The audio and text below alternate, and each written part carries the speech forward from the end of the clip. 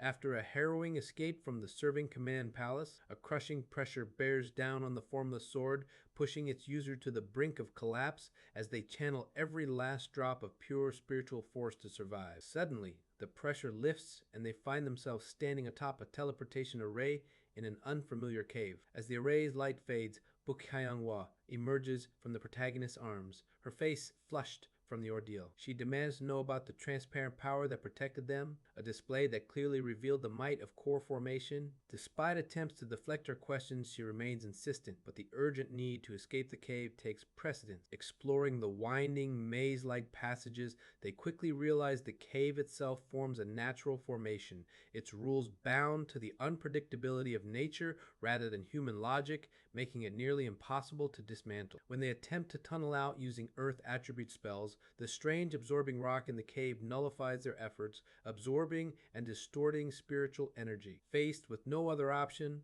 the protagonist unleashes the formless sword, channeling internal energy which pierces through the cave's ceiling, revealing the star-filled night sky above. As they rise from the cave on Buk Hyang-hwa's flying artifact, sea air fills their lungs and they survey their surroundings, realizing they are on a remote island in the far western seas, beyond the great mountain range of Shangzi. The protagonist confirms their location by the stars and reasons that their companions, Chongmun Ryom and Chongmun Jongjin, must have been teleported to the Far East. They're relieved to be in somewhat familiar territory. But Buk Hyang-hwa is now even more determined to craft a perfect artifact for the protagonist, convinced of their core formation might despite repeated denials. To dissuade her, the protagonist sets seemingly impossible conditions for such an artifact. It must be made from ordinary materials, easy to craft, and able to capture the formless sword's limitless transformation. Undeterred, she accepts the challenge. The conversation takes a turn as Buk Hyang-hwa's curiosity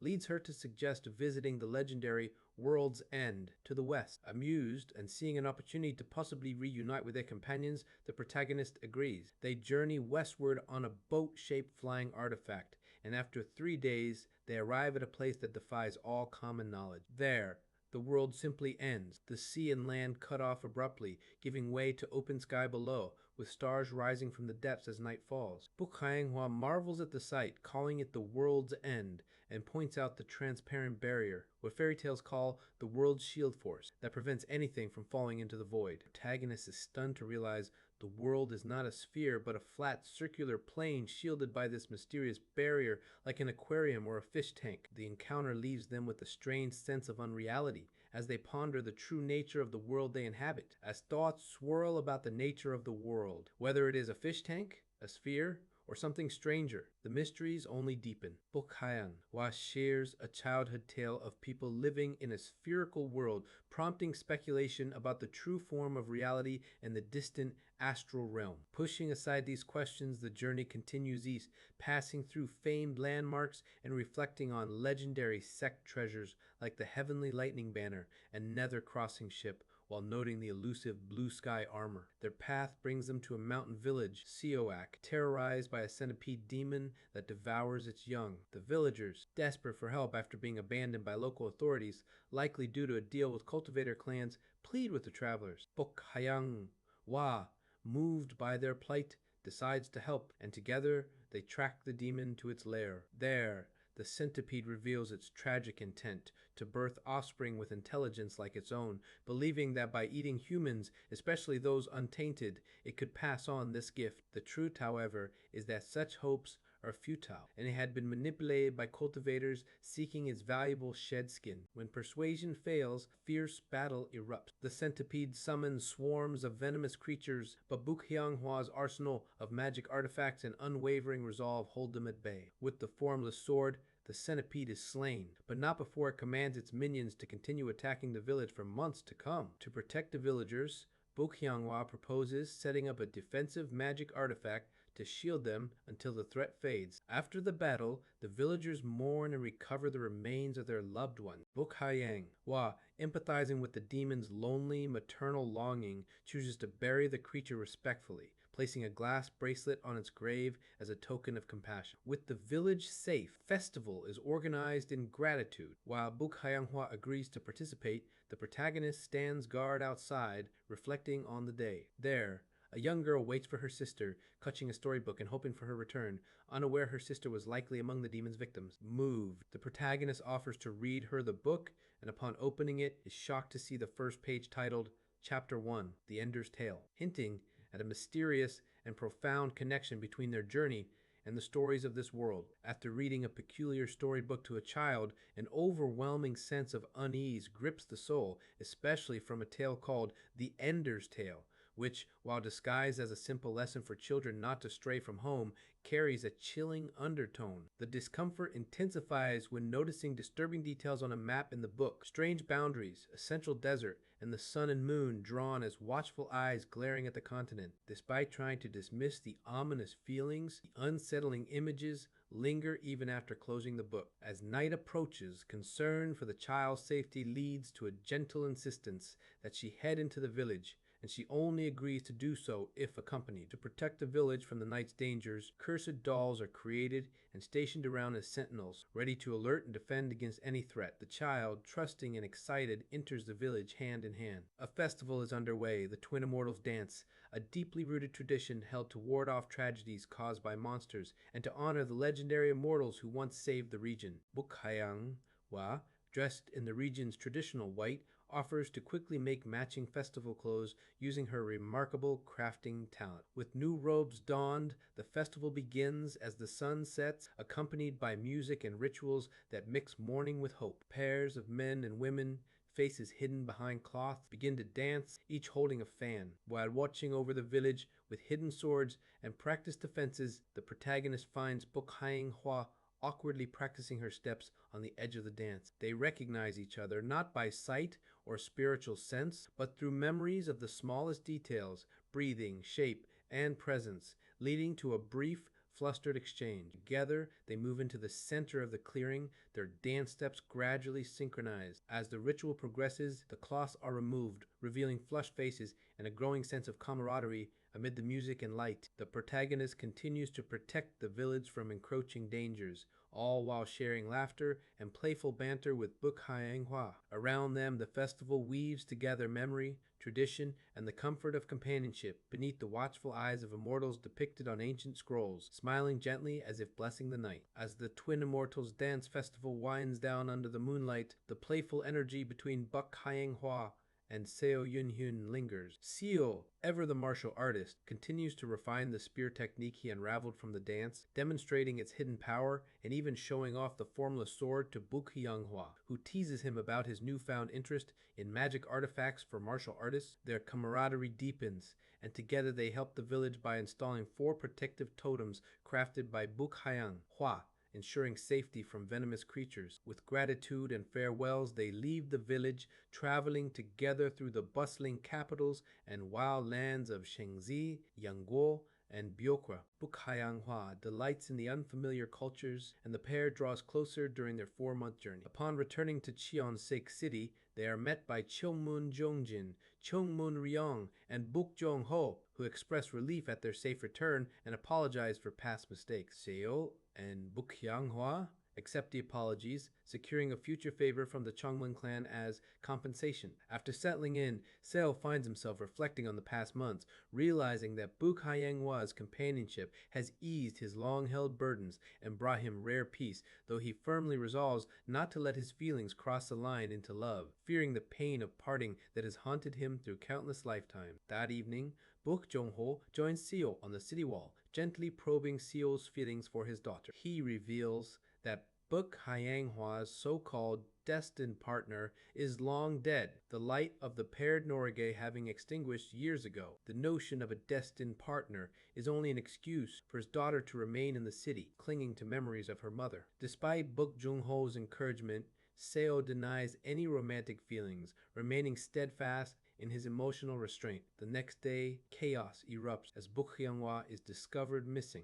Buk Jong-ho's ring necklace signals her distress, indicating abduction. Seo, Cheongmun Ryong, and Buk Jong-ho spring into action, rushing to investigate her room and trace the spiritual energy trail. Meanwhile, in the heart of the desert, Byokmun Sung flees on a flying sword artifact, boasting to the captive Buk Hua about his meticulously planned kidnapping and the measures he's taken to prevent pursuit. However, Buk Hua proves resourceful, using a puppet to break her restraints and unleashing a swarm of flying sword artifacts from her storage device. As the confrontation escalates, both are interrupted by the sudden approach of a core formation cultivator, Xieo Yun, whose sword light carves a canyon through the desert and sends Mun Song into a panic. Mun Song, terrified and desperate, grabs Buk Hua and flees as Seo gives relentless chase, his formless sword reshaping the desert with each strike. Mun Song, unable to recognize Seo through the swirling sandstorm, is convinced a monstrous core formation cultivator is after him. As the chase intensifies, Buk Hua's fate hangs in the balance,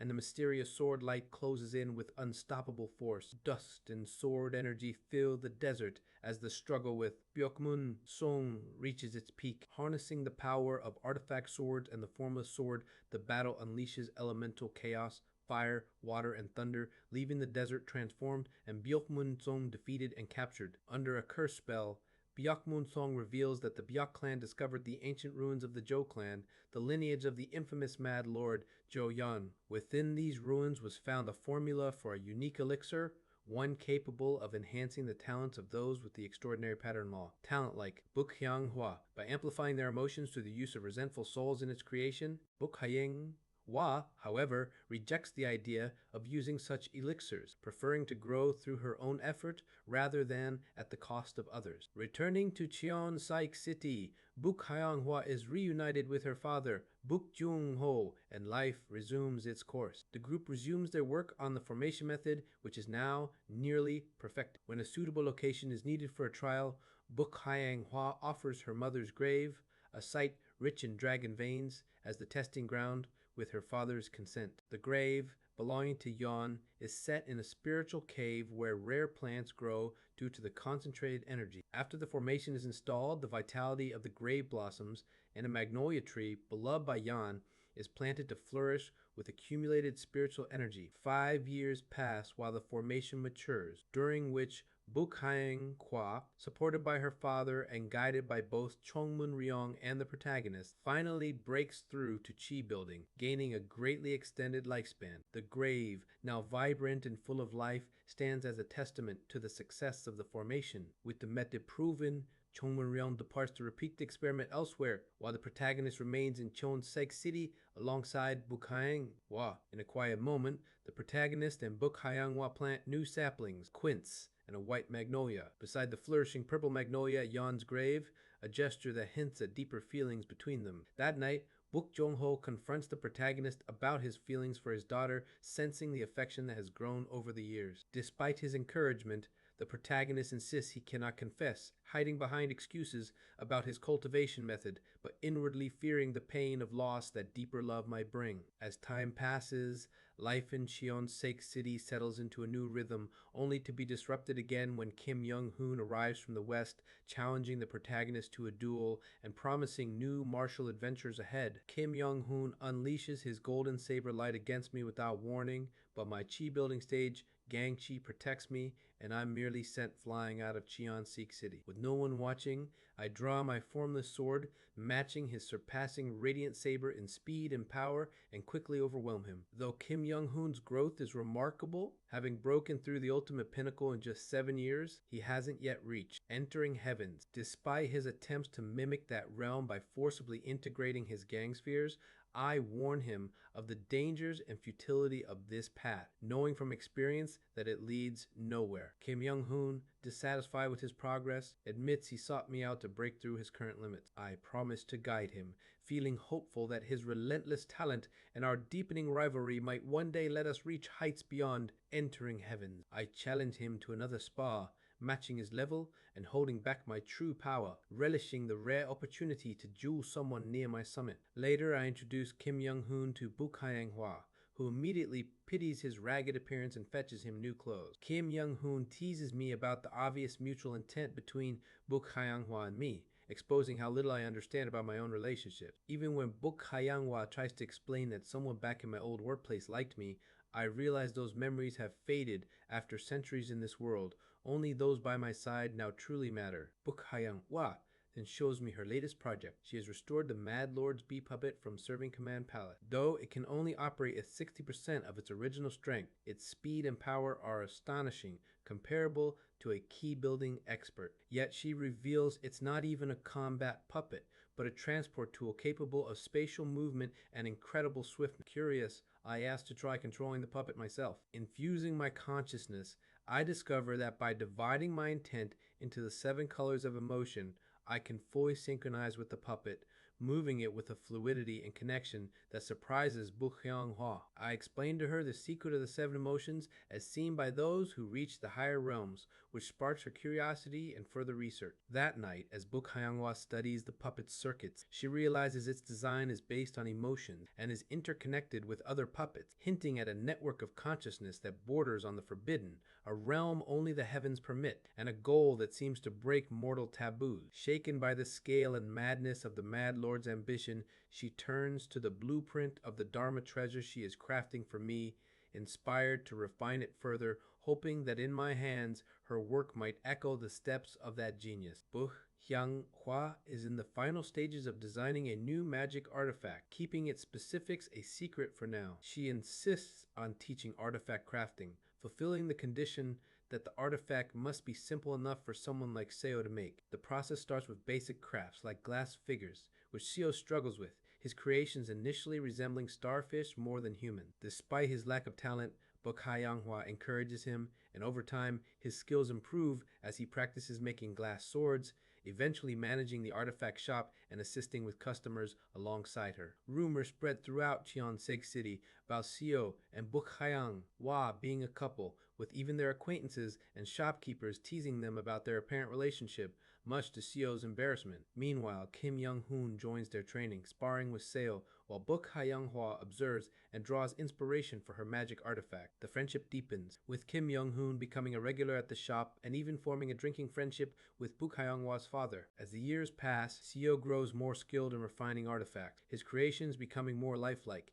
and he becomes a familiar figure in the city, greeted warmly by its residents. Kim Young-hoon trains relentlessly and, after nearly a decade, approaches the threshold of entering heavens. In the heaven-treading desert, his saber dance becomes suffused with golden light, and his martial heart solidifies, manifesting as a golden pung. In a moment of enlightenment, he unleashes the surpassing radiant saber, slicing through the sky. He challenges Seo to a duel, and their clash transforms the desert, melting sand into glass and tearing apart clouds in a tempest of sword and saber techniques. Their blows are so swift and powerful that each move bursts droplets of water in the air, symbolizing the intensity of their exchange. As the last droplet falls, both channel their life force and spiritual energy into their weapons for a final, decisive clash. In the midst of this overwhelming battle and the swirl of emotions, Seo resolves internally to finally confess his feelings, marking a turning point not just in their cultivation,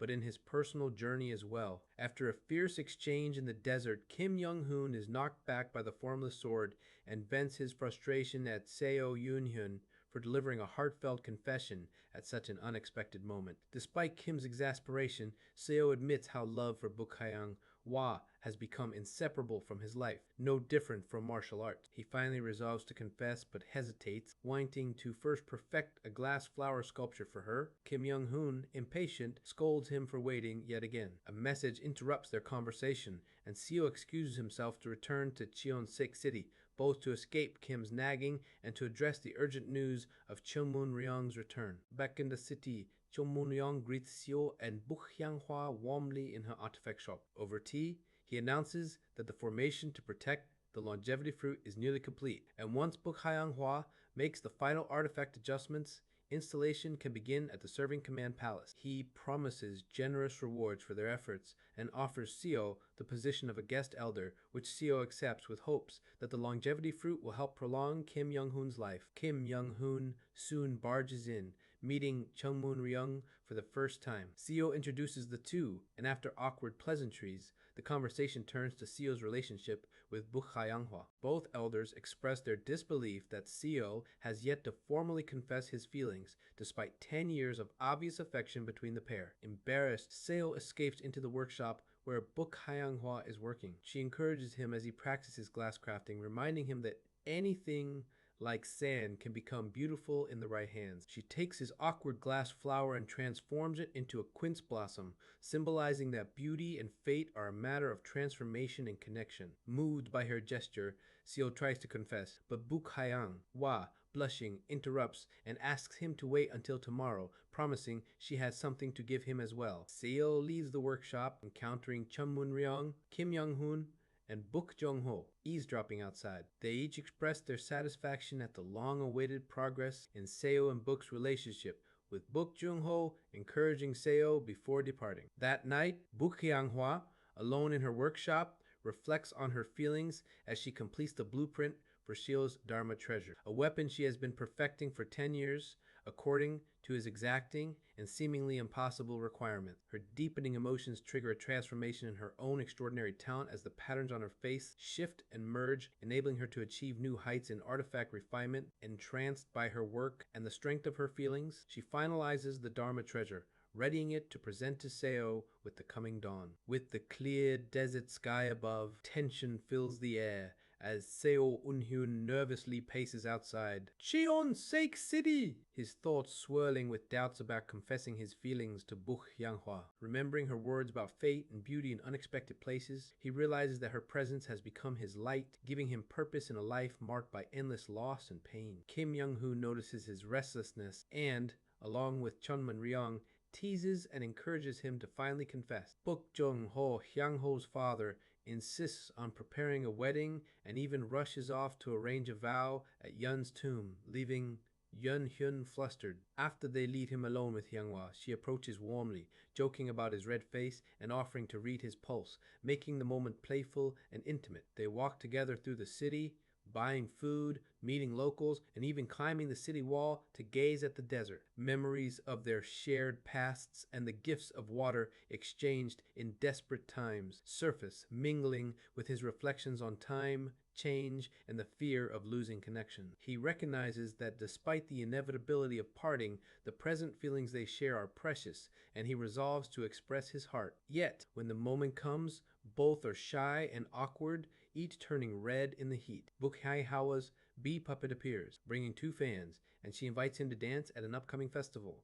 Recalling the joy of their past, twin immortals dance. He suggests they return to the village they once protected together, but she reveals she has a gift for him in Yando City. Embarrassed, Yoon-hyun also presents his own gift, a wood spirit stone magic artifact shaped into a white magnolia, a symbol of his feeling. Hyunghwa teases him about its shape but accepts it with gratitude, reflecting on her own journey to overcome her family's burdens and her rebellion against her grandfather's artifact, making style. She credits Un-hyun for helping her grow both in her craft and emotionally. Their mutual confessions come quietly, with Un-hyun expressing how much comfort and healing he finds in her presence, taking her hand as they stand together on the city wall. In this perfect moment, with the prospect of the longevity fruit and a new realm ahead, all seems aligned for their happiness. As Hyunghwa closes her eyes in expectation of a kiss, Un-hyun, overwhelmed and tense, suddenly senses something amiss and interrupts the moment, asking if she smells blood in the air. Sensing an ominous shift in the city's atmosphere, the group quickly realizes a powerful evil presence is approaching from the direction of the heaven. Treading desert, the arrival of a blood-red cloud brings with it the devil path cultivator Yuan Li, infamous for his brutal massacres and mastery over blood-based sorcery. As a blood mist envelops Cheon Sake City and forms a barrier, the city's dragon vein boils, and the mortals trapped within the city begin to suffer and die as their very life force is forcibly drawn out. Recognizing the formation as a blood sacrifice meant to empower Yuan Li, the group scrambles to break the barrier and protect the civilians. The protagonist and Kim Young-hoon, both core formation level, prepare to face Yuan Li directly while others attempt to shield the people. Yuan Li, appearing older and weaker than in past lives, reveals he was cursed by a heavenly being and is now accelerating his plans to restore his nascent soul cultivation by collecting blood souls earlier than intended. Despite his current cultivation being at core formation, grand perfection, he compensates with an arsenal of powerful Dharma treasures demon souls, and a staff that drains vital force. A fierce battle erupts as the protagonist and Kim Young-hoon unleash their most advanced sword and saber techniques against Yuan Li's summoned demon souls and magical onslaught. The city's mortals continue to die as their life force is harvested, but the two manage to push through Yuan Li's defenses even as he reveals the regenerative power of a devil path, core formation cultivator. When Yuan Li attempts to enslave the protagonist with the 5 elements blood curse banner, it backfires due to the protagonist's mastery over the same curse, allowing him to seemingly defeat Yuan Li by severing his upper body. However, Yuan Li's body begins to regenerate, and he explains that as a devil path cultivator at core formation, neither decapitation nor destruction of his organs can truly kill him. Only the destruction of his golden core would suffice. With the help of Kim Young-hoon, who shatters Yuan Li's body again, the golden core is finally exposed. Just as they attempt to destroy it, a blood-colored spear emerges from within, and the core begins regenerating with the help of the blood cloud comprised of countless sacrificed lives. Bo Ka-yang Hwa, piloting her bee puppet, intervenes in a critical moment, piercing the golden core with pure spiritual force and weakening it. Tong Moon Ryong's efforts further weaken the blood sacrifice formation, giving hope that the massacre can be averted. But at that moment, a grotesque soul baby, formed from the blood and resentment of the slain, emerges in the city's center. Yuan Li's consciousness possesses it, and in a horrifying transformation, he absorbs all the remaining blood clouds, regains his body, and ascends to nascent soul cultivation right before their eyes. As Yuan Li's power explodes, he taunts the group, declaring that their resistance was impressive but futile. The chapter ends with Yuan Li unleashing a devastating blood radiance, signaling that the true threat has only just begun.